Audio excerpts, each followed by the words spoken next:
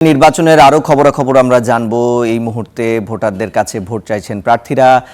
সেই খবর জানতে ঢাকা ৬ আসন থেকে আমাদের সঙ্গে যুক্ত হচ্ছেন সহকর্মী মাঝার মাহবুব। মাঝার, আপনার কাছে জানতে চাই, আমরা দেখতে পাচ্ছি যে যিনি প্রার্থী আছেন ঢাকা ৬ আসনে একজন প্রার্থী, যিনি প্রচারণা চালাচ্ছেন, সেখানে নির্বাচনী পরিবেশ কেমন দেখছেন এবং কি প্রত্যাশা দিচ্ছেন প্রার্থীরা ভোটারদের কাছে, জানাবেন। ঢাকা ৬ আসনে ১১ দলীয় জোটের মনোনীত জামায়াত ইসলামের প্রার্থী, যিনি দাঁড়িপাল্লা প্রতীকে লড়ছেন, আজকে তিনি ইত্তেফাক মোড় থেকে তার গণমিছিল শুরু করেছেন। জামায়াত ইসলামের পক্ষ থেকে তিনি ভোটারদেরকে কি ইশতেহার দিচ্ছেন, কেমন সাড়া পাচ্ছেন, আমরা একটু সরাসরি ওনার কাছে জানবার চেষ্টা করি। দেখেন, আপনি তো দেখছেন যে সকাল থেকে জানালা দিয়ে রাস্তার বিভিন্ন জায়গায় বিল্ডিং দিয়ে ভোটাররা, মা বোনেরা স্বতঃস্ফূর্ত সাড়া দিচ্ছে। ভোটাররা দীর্ঘ 15 বছর 17 বছর ভোট দিতে পারে নাই, ভোট দেওয়ার জন্য উদ্গ্রীব। আমি আশা করি সুন্দর পরিবেশ পেলে সকল ভোটাররাই ভোটের জন্য এগিয়ে আসবে।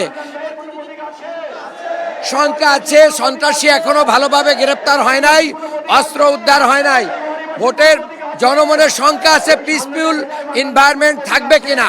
আমরা আশা করি সরকার সেটা নিশ্চিত করলে জনগণ গণতন্ত্র উত্তরণে ব্যাপক ভিত্তিক অংশগ্রহণ করবে এবং জনগণের অংশগ্রহণ বাড়লে জামায়াত ইসলামীর এবং 11 দলীয় জোট সমর্থিত এই মার্কা দাঁড়িপাল্লা ঢাকা ৬ বিপুল ভোটে বিজয়ী হবে ইনশাআল্লাহ।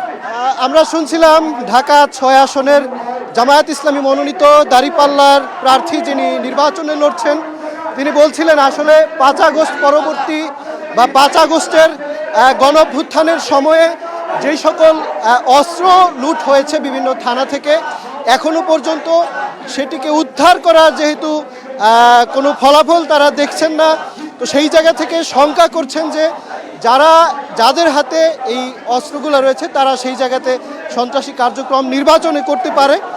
এমনকি তারা বলছেন যে আসলে গত 17 বছর ভোট না দিতে পারার যে আক্ষেপ, সেটি হয়তো ভোটাররা এই নির্বাচনে তারা স্বতঃস্ফূর্ত অংশগ্রহণের মাধ্যমে সেটি প্রকাশ করতে পারে। রিসাল, মাঝার, আপনাকে ধন্যবাদ।